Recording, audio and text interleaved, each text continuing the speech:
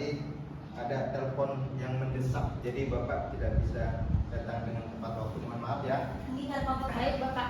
Sebelum kita memulai pembelajaran pada hari ini, langkah baiknya kita absen dulu ya. Kita lihat Ardi Hadir. Yoga Hadir. Hertika Hadir Bapak. Aisyah Hadir Pak. Nurul Hadir Bapak. Putri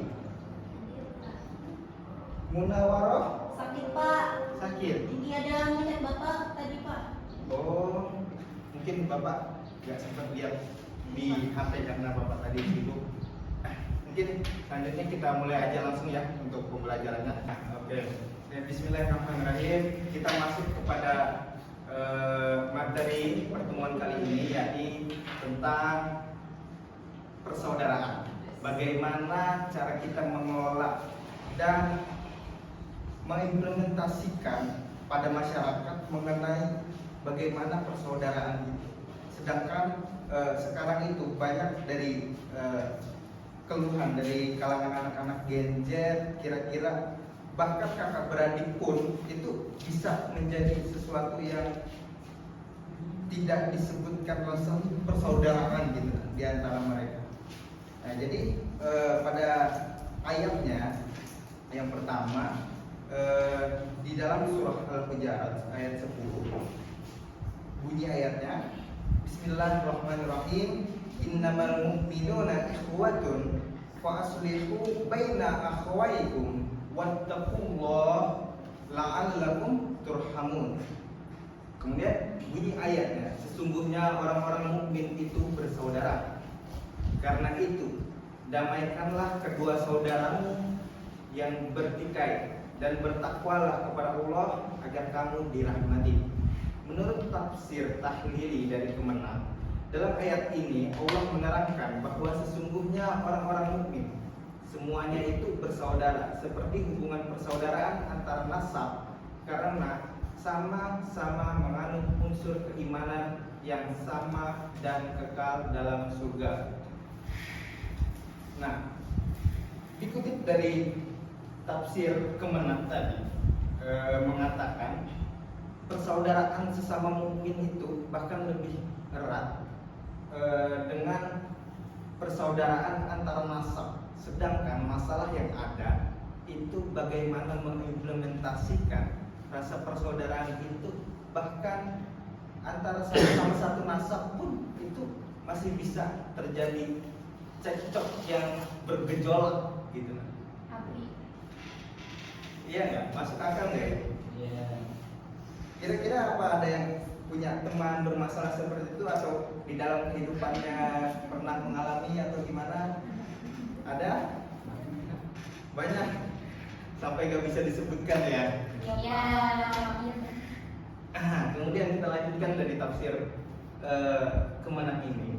Dalam sebuah hadis sahih diriwayatkan oleh Muslim, itu adalah saudara Muslim yang lain jangan berbuat aniaya dan jangan membiarkannya melakukan aniaya. Orang yang membantu kebutuhan saudaranya, maka Allah membantu kebutuhannya. Orang yang melonggarkan satu kesulitan dari seorang muslim, maka Allah melonggarkan satu kesulitan di antara kesulitan-kesulitan lainnya pada hari kiamat.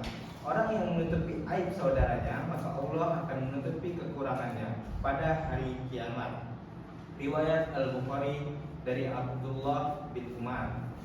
Nah, pada hadis ini yang lain dinyatakan apabila seorang muslim mendoakan saudaranya yang gaib, maka malaikat berkata, amin, dan semoga kamu pun mendapatkan seperti itu. Riwayat Muslim dan Abu Darda. Karena persaudaraan itu mendorong ke arah perdamaian, maka Allah menganjurkan agar terus diusahakan di antara saudara seagama, seperti perdamaian di antara saudara seketurunannya, supaya mereka tetap memelihara ketakwaan kepada Allah. Nah, mungkin itu yang dijelaskan dari tafsir Kemenang. Nah, kemudian kita coba melihat kepada penjelasan bagaimana sih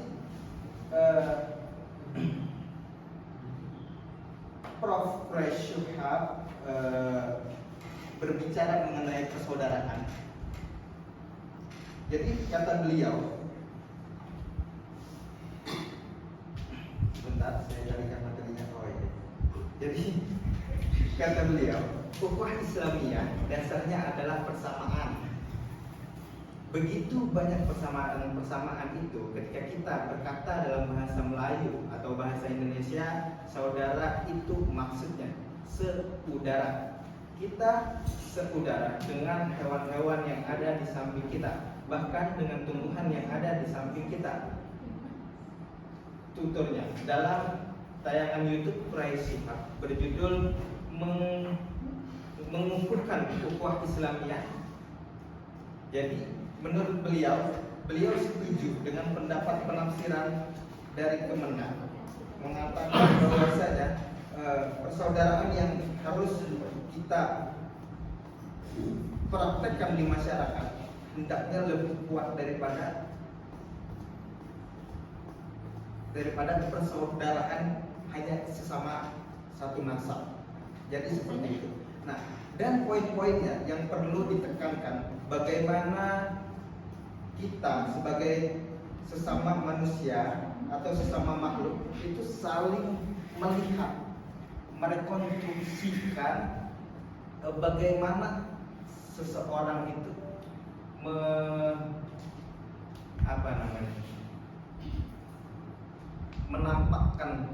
menampakkan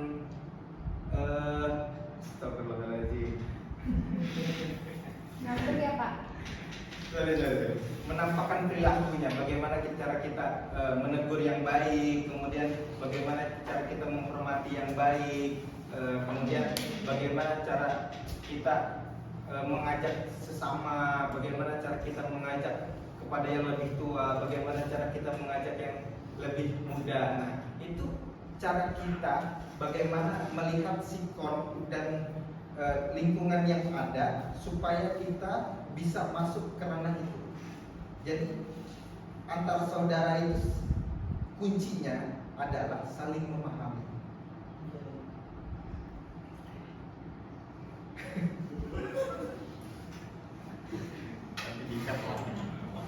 Oh ini Bapak, belum. boleh izin Oh iya.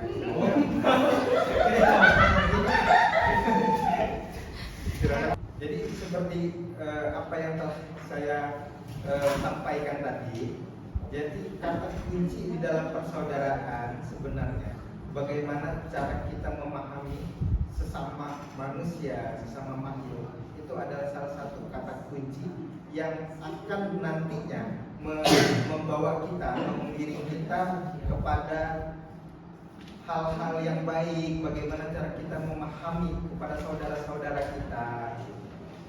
Baik, karena kebetulan Bapak setelah ini ada acara lagi, maka kita akhiri kelas ini. Jadi untuk tugas minggu depan, tolong berikan review tentang dua tokoh yang membahas mengenai persaudaraan.